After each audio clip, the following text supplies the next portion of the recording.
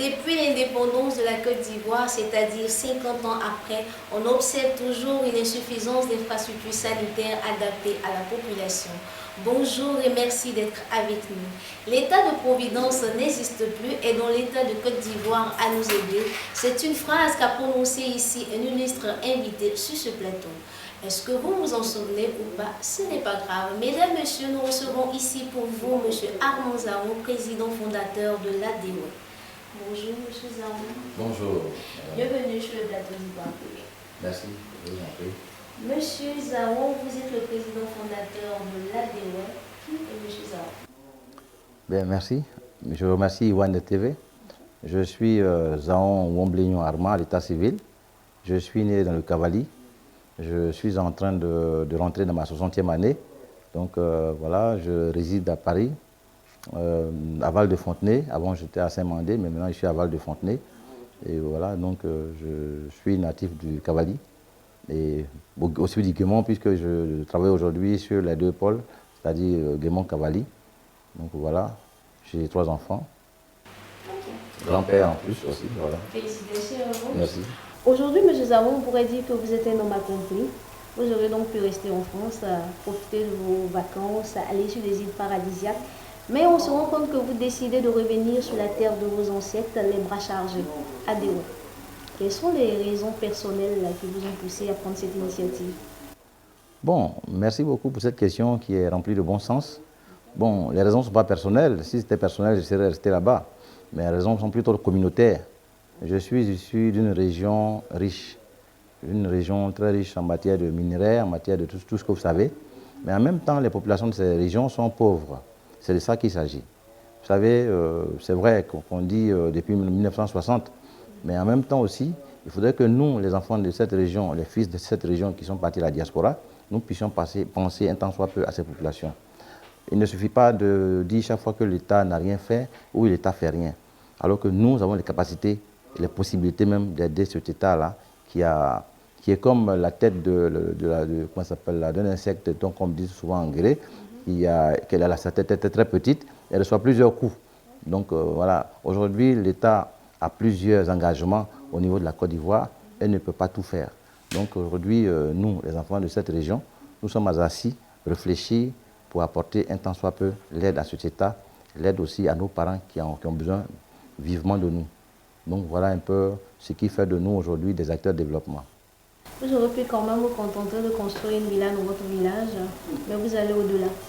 Oui, bien évidemment. Construire une villa aujourd'hui dans mon village, je peux le faire, puisque bon, 2 voyages dans l'année déjà, on suffit pour construire déjà une petite villa d'un moyen standing. Mais est-ce que cette villa aujourd'hui aura un impact au-delà de 30 km dans ma région? Non, pas du tout.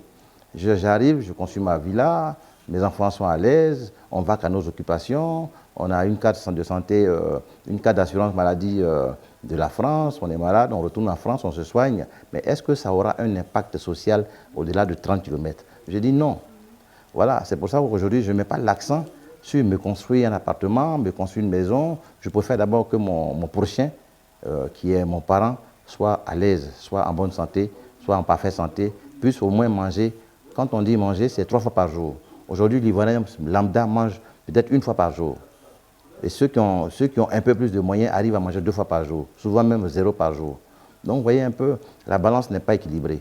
Donc, ADOE a décidé aujourd'hui, par le biais des idées qu'on a mises en place, de regarder un tant soit peu de ce côté-là pour permettre aux populations d'être à l'aise. Sinon, rester à Paris n'est pas l'idéal. On dit le bois a beau durer dans l'eau, il ne devient pas caïman. Voilà, merci beaucoup pour cette question, comme je dirais tout à l'heure, qui est plein de bon sens. Monsieur Zaron, au pays où on sait que les associations, les ONG sont nombreuses, mais la particularité de la vôtre, c'est que vous avez un vaste programme de développement dans les domaines de la santé, de l'agriculture, de l'éducation, de la microfinance et aussi de la culture. Mais aujourd'hui, on parlera plus du domaine de la santé, c'est-à-dire l'hôpital interrégional ADOE. Oui, merci beaucoup. Vous savez, c'est vrai, les associations existent, même d'autres sont en train d'être créées en ce moment où nous sommes en train de parler. Mais comme on dit, beaucoup de viande ne gâte pas la sauce, on le dit toujours chez nous. Nous sommes créés pour parer à quelques, je veux dire, éventualités, à quelques je veux dire, projets qui ne sont pas vraiment pris en charge, sinon pris en compte. Vous savez, en matière de santé publique, il y a beaucoup à faire dans nos régions. Il y a beaucoup à faire en Afrique. L'État, aujourd'hui, a tellement de choses à faire. L'éducation coûte très cher à l'État. La santé coûte très cher à l'État. Ce sont les deux postes de dépenses aujourd'hui qui coûtent très cher à l'État. Donc si nous devons nous croiser les bras pour attendre que l'État subvienne à ses besoins dans les différentes régions, vous savez, un hôpital n'a pas un coût au-delà de 30 milliards. Donc si l'État doit construire un hôpital dans chaque ville, c'est bon, ça arrange les populations. En même temps, il faut avoir les moyens de le faire. Non seulement le construire et gérer en même temps, qui est très difficile. Donc aujourd'hui, nous, les ONG, les associations, on essaie quand même d'apporter notre expertise dans ce domaine-là pour aider l'État du Côte d'Ivoire, principalement d'où je suis originaire, à respirer un temps soit peu.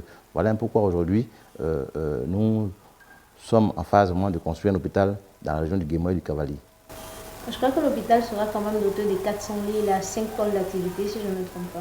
Oui, et bien sûr, l'hôpital à terme aura 400 lits. Mais nous n'allons pas avoir les 400 lits au départ, au démarrage de l'hôpital, mais nous prévoyons 5 pôles d'activité pour cet hôpital qui a 10 bâtiments, qui a tous les services, je dirais, aujourd'hui, qui comptent aujourd'hui les grands hôpitaux à Abidjan. C'est-à-dire que si l'hôpital est fini, si vous êtes à Djiglo, à Dioko ou à Kwibli, Fakobli, et que vous avez une pathologie bizarre telle que le cancer, vous n'avez plus besoin d'aller à Abidjan. Vous pouvez facilement aller à l'hôpital à Deoué de Péon pour recevoir des soins, Donc, je crois que vous avez choisi Péon-Baye. Quelle est la distance entre Péon-Baye et Djokwe, Guido et tout ça? Est-ce que l'hôpital sera carrément au centre? Oui, justement, nous avons fait une étude afin de permettre aux populations de converger à un endroit qui est équidistant. C'est-à-dire, l'hôpital a été implanté, est en train d'être implanté du moins à Péon, qui est un village à proximité de Djokwe, 10 km. Djiglo, qui est la première capitale du Cavali, est à 15 km. Et quand on prend la dernière ville de Kwibli, qui est Sémian, le dernier village Sémian par exemple, est environ 120 km. Quand on prend Taï Djiglo, qui est à 114 km, je crois 90 km, je crois bien, et Djiglo Diokwe, qui est à 26 km, on avoisine environ les 120 km. C'est pareil pour tout le Pleu. Donc aujourd'hui, c'est l'endroit idéal pour recevoir toutes les populations du Guémoy et du Cavali. Ils n'auront plus besoin de venir sur Abidjan oui, distance à parcourir. Évidemment, c'est pour permettre aux populations de rester sur place. Parce que venir à Abidjan recevoir des soins engage le transport et l'hébergement, qui est très important, et les soins aussi. Parce que tout ça, c'est important. Aujourd'hui, la santé coûte cher. Souvent, on dit que la santé n'a pas de prix, mais la santé a un prix.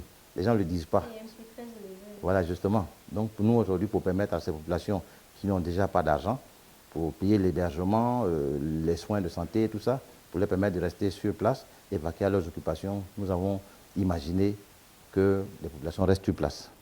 Vous étiez sur ce plateau il y a quelques mois. Aujourd'hui, on a bien envie de demander quel est l'état d'avancement des travaux. Oui, aujourd'hui, nous sommes au démarrage des travaux.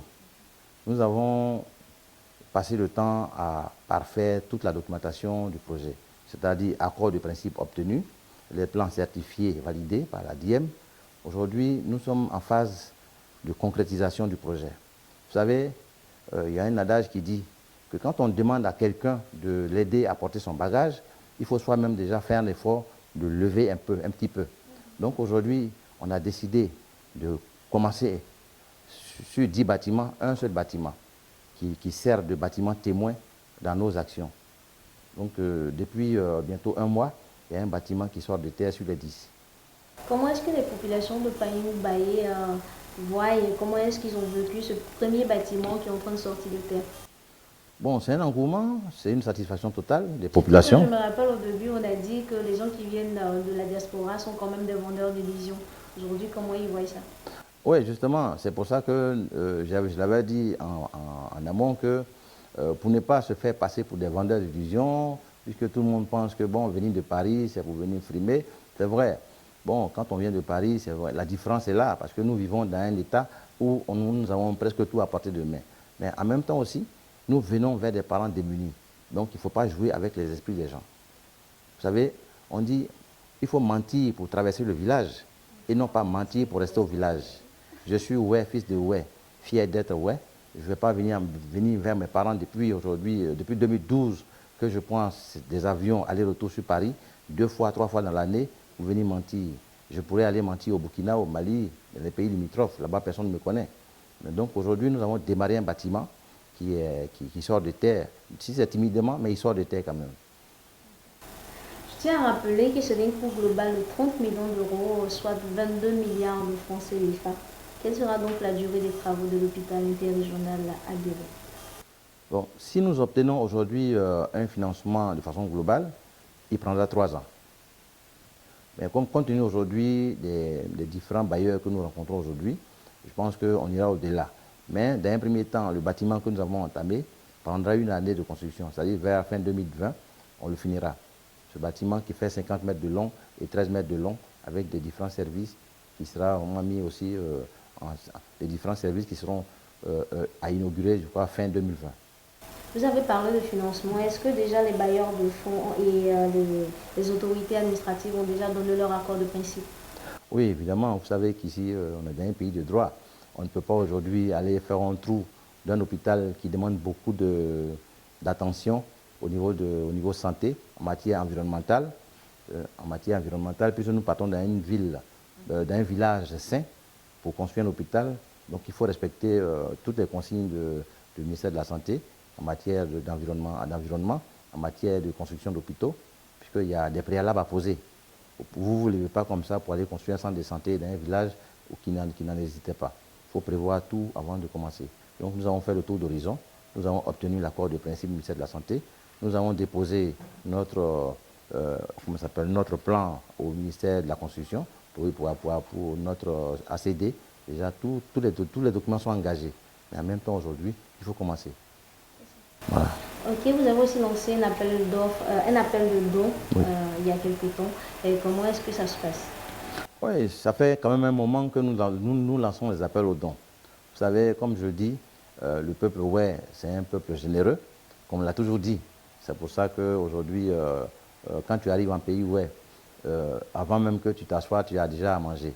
Mais en même temps, aujourd'hui, nous lançons un appel à toutes les forces, à tous les enfants de ces régions-là, de ne pas regarder Zaon, puisque Zaon ne représente rien au niveau du projet, mais de regarder la souffrance des parents, la souffrance des peuples, aujourd'hui qui sont installés dans cette région, les amis, les amis des Oué, et tous ceux qui ont des intérêts en pays Oué, d'apporter un regard sur ce projet. C'est vrai que certains pensent que c'est pour moi un moyen d'avoir de l'argent. J'ai déjà de l'argent, à partir du moment où j'ai un salaire qui me nourrit, qui me suffit, ma famille et moi.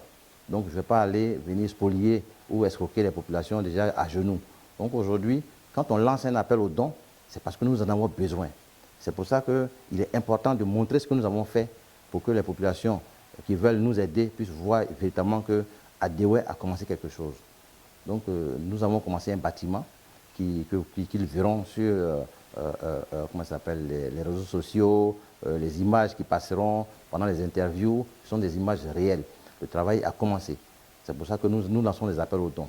Ce ne sont pas des appels aux dons de façon illicite, je vais dire, ou de façon illégale.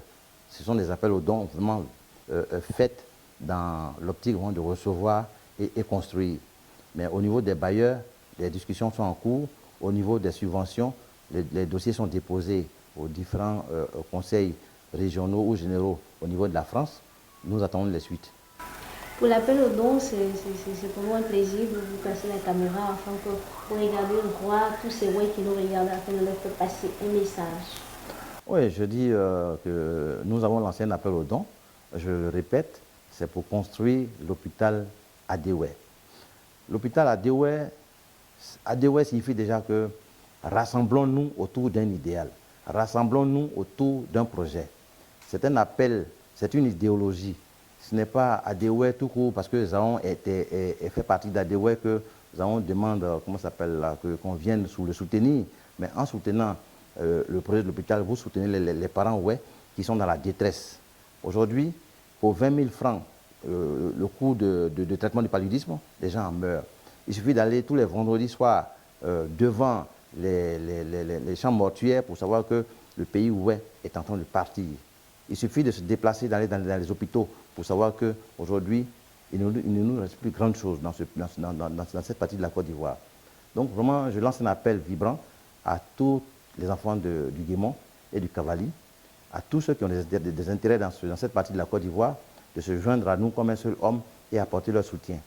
Voilà. Donc moi, c'est ce que l'appel que je voulais faire passer par rapport à ces appels aux dons qui sont très importants. Est-ce que pour les dons, il y a les différents contacts sur lesquels on peut appeler?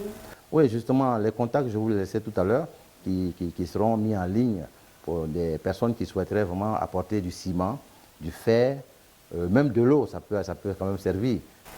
Je crois que les différents contacts d'Adewey passent en ce moment au bas de votre écran pour toute personne désireuse d'aider l'association. Composez les numéros qui s'affichent au bas de cet écran. Merci. Monsieur Zaon, tel un Père Noël, vous êtes en Côte d'Ivoire, les bras chargés, la MURSA, la mutuelle régionale de la santé Adewey. Quel est donc le but de cette mutuelle? Merci beaucoup pour cette question aussi. Je dis que je suis là pour répondre aux questions, je suis là pour présenter les différents projets et les sous-projets de l'hôpital. Donc, la MURSA, c'est une mutuelle de santé régionale à Adewey. Voilà. Vous savez, en matière de santé, il y a plusieurs paliers. Nous sommes une population villageoise, nous sommes une population agricole. Donc, ces populations agricoles aujourd'hui, pour avoir même 20 000 francs pour payer les soins de santé en matière de paludisme, c'est compliqué. Les mutuelles de santé, les populations, pour finir une année en bonne santé, c'est difficile parce que ces régions aujourd'hui sont infectées de plusieurs pathologies. Le paludisme, l'hypertension, la malaria, toutes ces pathologies aujourd'hui font ravage dans ces régions. Et pour parer à ça, nous avons pris en amont, en entendant et pendant la construction de l'hôpital, mis en place une mutuelle de santé qui aura à prendre en charge toutes les personnes qui désirent vraiment adhérer et avoir les prestations de santé avec les services, avec les sociétés, les entreprises avec lesquelles nous signons une convention. Fidèles téléspectateurs et amis internautes, pour tous ceux qui viennent de nous prendre en marche, vous êtes à votre émission Ivoire TV reçoit. Et aujourd'hui, nous recevons pour vous M. Armand Zaon, qui est le président fondateur d'Adewey.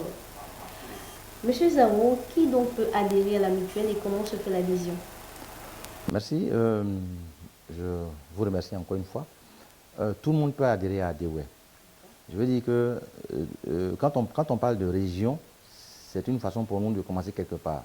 Sinon, la mutuelle de santé Adewey est seulement d'abord régionale, mais en même temps une mutuelle de la Côte d'Ivoire. Donc, nous commençons par la région du Guémon et du Cavali. Tous les enfants de la région du Cavali du moins, et du Guémon, peuvent adhérer à la mutuelle. Les amis des Oué et tous ceux qui ont des intérêts en pays Oué peuvent adhérer à la mutuelle Adewey. Voilà, pour y recevoir des prestations. Les allochtones, tout le monde peut adhérer à la mutuelle. Voilà, sans dissection de race, d'ethnie et de religion. Voilà. L'État de Côte d'Ivoire vient de mettre sur pied la CMU, la couverture maladie universelle. En quoi la MURSA est-elle différente de ce que l'État de Côte d'Ivoire vient de mettre sur pied? Bon, merci pour la question. La MURSA et la CMU de l'État de Côte d'Ivoire, l'autre c'est une assurance déjà. Et nous sommes sur une mutuelle de santé. Une mutuelle de santé est une mutuelle de santé sociale, déjà qui dit par son nom social, veut dire que nous prenons en compte toutes les petites pathologies qui déciment aujourd'hui les populations. Mais en même temps aussi, la CMU joue le même rôle, mais c'est dans l'application que nous sommes différents. C'est-à-dire que nous avons une adhésion qui permet aux populations de faire un dépistage de deux pathologies. Nous avons une carte de santé qui sera remise à l'adhérent et nous avons balisé nos prestations. C'est-à-dire qu'un individu ne peut pas se soigner à un certain montant. C'est-à-dire que nous avons mis en place un montant que l'adhérent ne doit pas dépasser pour permettre aux autres adhérents de recevoir les prestations. Voilà, donc, mais dans la pratique, je pense qu'on donne les mêmes prestations, mais c'est dans l'application que c'est différent. Quand vous parlez d'application, moi je voudrais dire quelles sont les différentes modalités qui sont liées à vos prestations. Voilà, celui qui veut adhérer aujourd'hui à la MURSA doit payer une adhésion de 10 000 francs pour recevoir sa carte de soins, pour aller au laboratoire agréé par la mutuelle pour des dépistages et recevoir sa carte de groupe sanguin en même temps, ce qui est important. Parce qu'il est important pour que nous ayons nos cartes de groupe sanguin. Pour, en cas de maladie avérée ou en cas d'accident, on puisse rapidement savoir ton groupe sanguin et t'administrer du sang approprié. Donc aujourd'hui, avec la carte qui coûte 10 000 francs, avec l'adhésion de 10 000 francs, tu as deux diagnostics à faire en matière de groupe sanguin. En même temps, tu as ta carte de groupe sanguin à faire et aussi une carte biométrique qui te permet d'aller chez les partenaires agréés. Donc voilà un peu la première partie. Maintenant, la cotisation, elle est annuelle. Elle est de 25 000 francs. 25 000 francs annuels pour une durée de carence de 2 mois. Les carences de 2 mois, on permettra aujourd'hui à cet adhérent de libérer ça en 2 fois. C'est-à-dire, les 25 000 francs, il divise en 2, il les paye sur 2 mois. À la fin du 3e mois, il peut aller à l'hôpital facilement, à la clinique du moins, ou chez le partenaire agréé par la MURSA.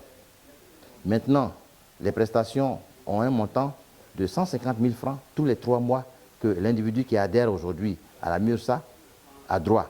C'est-à-dire que tous les 3 mois, il a 150 000 francs pour se faire soigner. Voilà, cela permet facilement de faire une opération à 40 000 francs. Pour enlever une appendice, par exemple, qui coûte 40 000 francs, il peut le faire. Pour une femme qui a besoin de faire des consultations prénatales, elle est libre de le faire. Tous les mois, elle va à l'hôpital, elle peut facilement faire ses analyses, ses bilans et retourner chez elle à la maison. Donc c'est une facilité aujourd'hui qu'on donne aux populations de se prendre en charge. Voilà, ce que je peux expliquer. Il y aura des tournées dans les différentes villes pour expliquer aux populations, aux villageoises, aux populations rurales un peu le fonctionnement de la MURSA. Oui, évidemment. Nous avons déjà entamé un travail au niveau du Guémon et du Cavali. Nous sommes en train de le faire. Il y aura des tournées dans les villages, il y aura des communications radio de proximité pour permettre aux paysans de parler en plusieurs langues du moins, pour permettre aux paysans de savoir qu'il existe une mutuelle qui leur permet d'accéder aux soins facilement. Je dirais donc que c'est toute une logistique que vous avez mis en place, M. Zaron. Oui, vous savez, quand on parle de santé, il y a toute une logistique à mettre en place. On a d'abord, en premier temps, les adhésions qui se font par voie, papier ou par voie intranet. C'est-à-dire qu'aujourd'hui, nous avons une application qui sera mise en ligne dans très peu de temps, par laquelle tout individu, où qu'il soit, qui veut adhérer à la MURSA puisse aller sur le site et payer son adhésion. En même temps aussi, nous avons mis en place des registres qui seront présents dans des pharmacies, chez les praticiens et dans les cliniques aussi. Ces registres aujourd'hui seront mis à jour au fur et à mesure que les adhésions se font. Okay. Monsieur Zaron, moi j'ai envie de dire, les démons des conflits communautaires dans la région de l'Ouest ne freinent-ils pas vos activités? Bon, je dis pour l'instant non. Mais je croise les doigts, je prie Dieu, c'est que vraiment nous n'avons pas ce problème-là. Vous savez, les démons, ils existent partout. Même dans la famille, il y en a. Donc ce n'est pas aussi un problème pour nous d'être freinés par une quelconque, un quelconque palabre communautaire.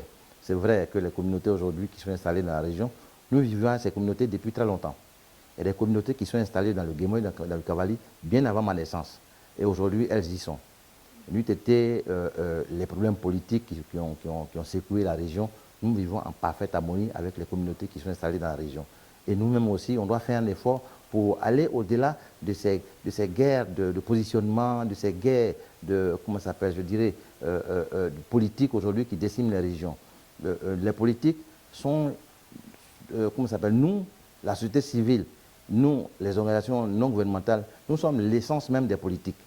Donc il faut qu'ils s'inspirent un peu de ce que nous faisons pour faire de la politique. Moi, c'est ce que je demande.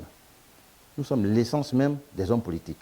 Donc il faut qu'ils prennent notre démarche, notre façon de travailler pour agir en politique politicienne. Aujourd'hui, nous faisons la politique de développement, nous ne faisons pas la politique politicienne. N'essayez pas de nous combattre par rapport à ce que nous faisons. Nous venons juste apporter notre contribution à ces différentes populations qui ont besoin d'aide. Donc voilà ce que je pourrais dire.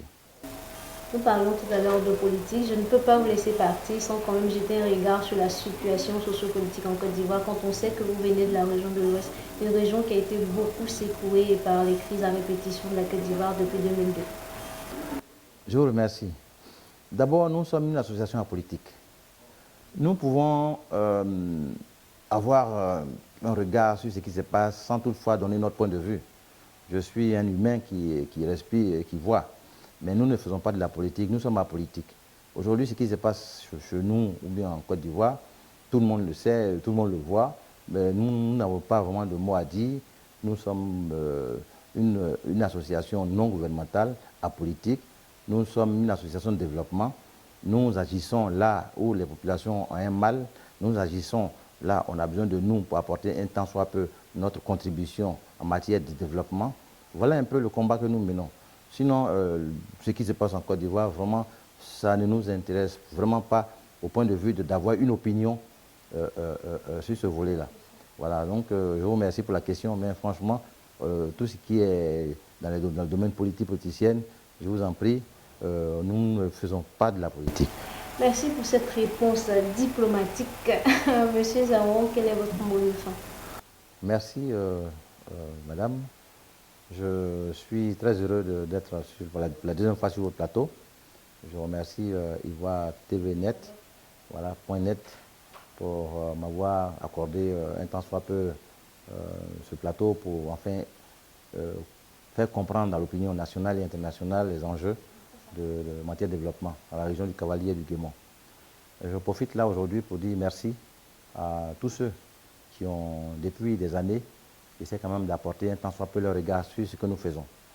Je ne nommerai pas de personnes parce qu'il y a tellement de personnes à remercier, mais je vous fais vraiment l'occasion pour dire merci à tous mes amis, à tous mes parents, à tous les membres de l'association Adéoué qui aujourd'hui, malgré vents et marées, font un effort considérable pour faire avancer le projet. Je remercie les membres d'Adéoué, du Cavalier et du Guémon qui, malgré les manques de moyens aujourd'hui, les manques de moyens et aussi ces différentes situations qui se présentent à elles font un effort pour être présents quand on a besoin d'eux. Voilà. Donc, en tout cas, je suis très heureux d'être là aujourd'hui, surtout que nous sommes en fin d'année. Je voudrais adresser mes vœux de nouvelle année, l'année nouvelle 2020, à tous mes parents. Je souhaite bonne et heureuse année aux amis de Zaon, aux parents de Zaon, aux membres de l'association pour le développement du pays, ouais, à tous ceux qui ont apporté leur soutien à cette association. Je vous souhaite très bonne année et bonne fête de fin d'année. Que cette année nouvelle qui démarre aujourd'hui soit une année de bonheur pour nous, soit une année de paix pour la région du Guémon et du Cavalier, soit une année de paix pour la Côte d'Ivoire, parce que nous en avons besoin. Si nous n'avons pas de paix, nous ne pouvons pas vraiment véritablement mettre en œuvre ces projets aujourd'hui que nous avons initiés. Donc la paix est un élément essentiel aux différents projets que nous initions. Donc une année de paix, une année de prospérité, une année de santé de fer pour toute la Côte d'Ivoire, une année de santé de fer pour tous les membres de l'association Adéoué et toute la Côte d'Ivoire. Bonne heureuse année à tous. Merci encore à vous, madame, pour ce petit temps d'échange avec vous sur votre plateau de Ivoire Net TV. Ivoire TV.net. Excusez-moi encore. Merci, M. Zaron. On a été très ravis de vous avoir sur notre plateau. On espère vous revoir très prochainement. Ben, vous savez, en matière de communication, vous êtes même la voix des sans-voix. Pourquoi ne pas revenir? Surtout que vous êtes de très bons... vous avez un très beau cadre qui nous permet vraiment de nous exprimer. Merci beaucoup. Fidèles téléspectateurs et amis internautes, nous étions avec M. Armand Zaron, président fondateur de l'Adéoué, venu nous présenter son projet de l'hôpital interrégional Adéoué situé à Péombaye dans le département de Dieupé. Les enjeux et les défis sont nombreux, mais un nouveau chapitre s'ouvre pour le peuple ouest. J'ai été ravie de vous présenter cette émission. Merci de nous avoir suivis. Nous n'oublions pas toute l'équipe technique qui a concouru à la réalisation de cette émission. Chapeau à vous. Au revoir. Bye bye. Pour un prochain numéro. Au revoir.